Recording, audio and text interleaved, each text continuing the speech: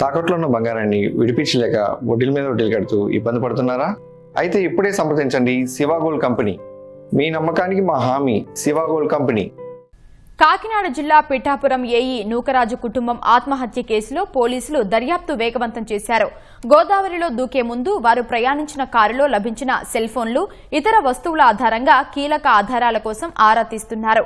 నూకరాజు కుమార్తె సౌజన్య స్కూటీలో లభించిన 3 సీల్డ్ కవర్లలోని లేఖలతో పాటు సాదిక్ ఖాన్ కాల్ డేటా పైన దృష్టి పెట్టారు. నూకరాజు భార్య, కుమార్తె మృతదేహాల కోసం గోదావరిలో 3వ రోజు గాలింపు కొనసాగుతోంది. పిఠాపురం ఏఈ నూకరాజు కుటుంబం ఆత్మహత్య కేసులో ప్రత్యేక బృందాలను ఏర్పాటు చేసి పోలీసులు దర్యాప్తు ముమ్మరం చేశారు.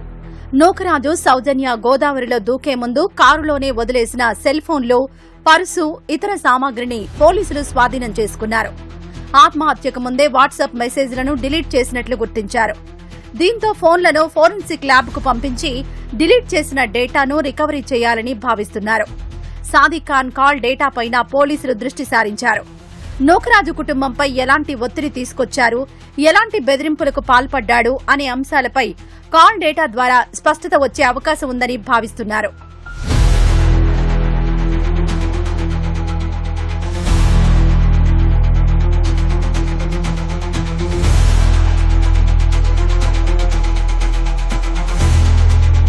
కాకినాడ అశోక్ నగర్లోని సౌజన్య ఇంటి వద్ద ఉన్న ద్విచక్ర వాహనంలో 3 సీల్డ్ కవర్లలో ఉంచిన లేఖలను స్వాధీనం చేసుకున్న పోలీసులు లేఖల్లోని ప్రతి అంశాన్ని క్షుణ్ణంగా పరిశీలిస్తున్నారు.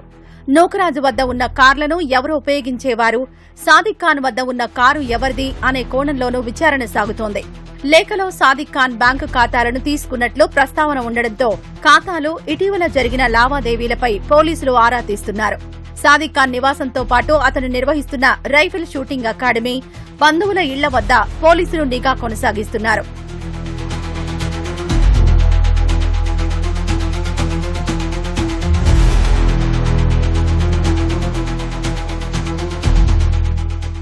సౌజన్య తన భర్త జగదీశ్వరరెడ్డి మరణానికి సంబంధించిన అంశాలను మరో లేఖలో రాసినట్లు గుర్తించిన పోలీసులు జగదీశ్వరరెడ్డిది సహజ మరణమా లేక హత్య అనే కోణంలోనూ దర్యాప్తు చేస్తున్నారు.